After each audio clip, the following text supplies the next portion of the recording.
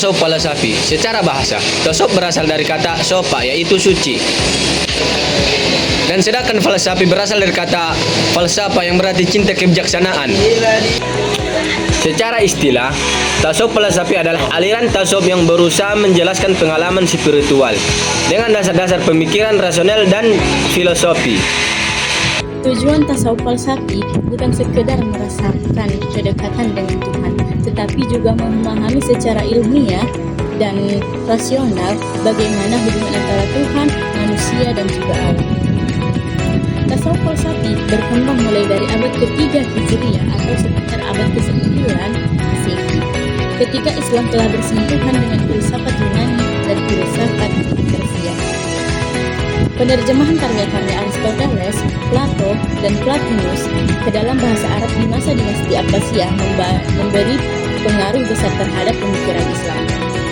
Para filosof seperti Al-Kindi, Al-Farabi, dan Ibnu Sina mulai menggabungkan ajaran Islam dan filsafat Yunani. Di sisi lain, para filosof seperti Al-Hallaj dan Ibnu Arabi mencoba menjelaskan pengalaman spiritual mereka dengan istilah dan kerangka filosofis. Dari sinilah lahir tasawuf falsafis yang bersifat metafisis dan spekulatif. Berikut ciri-ciri tasawuf falsafi. Yang pertama ialah rasional dan spekulatif. Yang kedua, metafisis. Yang ketiga, simbolis dan alegoris. Yang keempat, menggabungkan wahyu dan akal. Dan kelima, konsep kesatuan wujud. Dan keenam, menimbulkan kontroversi. Berikut tokoh-tokoh dalam tasawuf falsafi. 1. Abu al-Mujiz al-Husain al-Hallaj atau yang dikenal dengan sebutan Al-Hallaj. Al-Hallaj mengajarkan bahwa melalui proses penyucian jiwa atau tazkiyatun nafs dan penghapusan ego atau al-fana, seseorang bisa mencapai kesucian spiritual di mana dirinya larut dalam kehadiran Tuhan. Ungkapan terkenalnya ana al-haq atau yang berarti aku adalah kebenaran dipahami bukan dalam arti dirinya menjadi Tuhan, tetapi bahwa dirinya telah lenyap dan yang tersisa hanyalah Tuhan.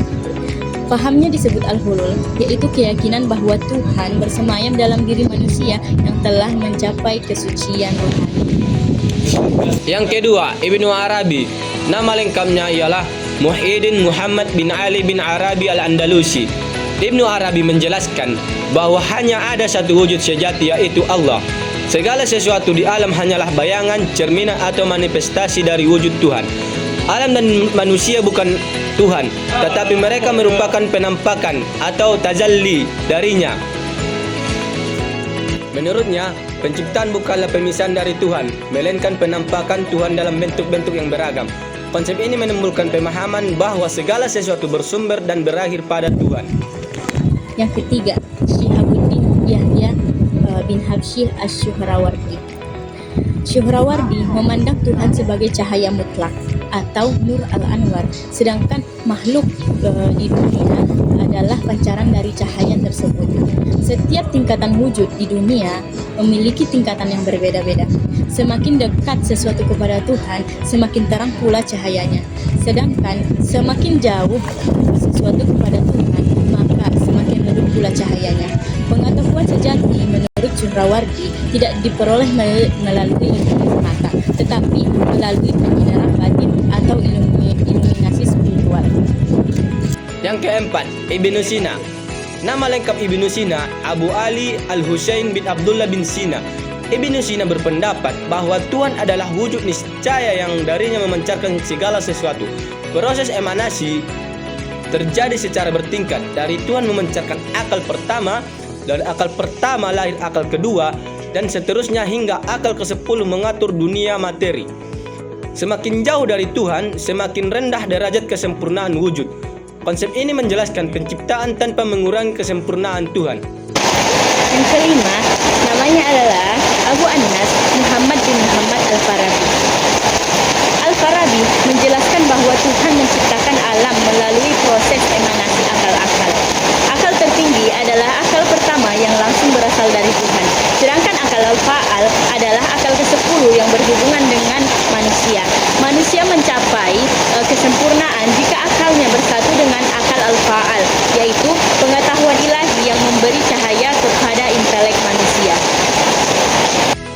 Ibrahim Al-Jalili.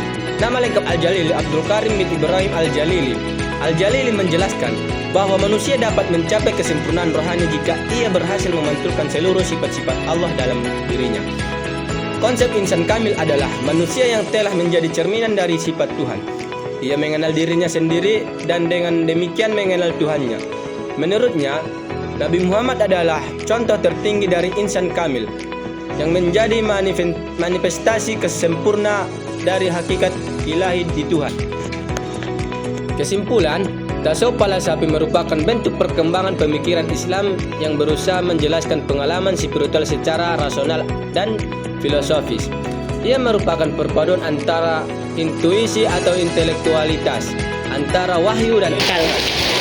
Tokoh-tokohnya seperti Al-Hallaj, Ibnu Arabi, Suwardi, Ibnu Sina, Al-Farabi, dan Al-Jili telah memberikan pemahaman mendalam tentang hakikat Tuhan, manusia, dan alam melalui konsep wahdatul wujud, al-hulul, isyrakiyah, emanasi, akal fa'al, dan insan kamil. Meski sebagian ajarannya menimbulkan kontroversi, pemikiran mereka telah memperkaya warisan intelektual Islam dan menjadi dasar bagi studi tasawuf hingga masa kini.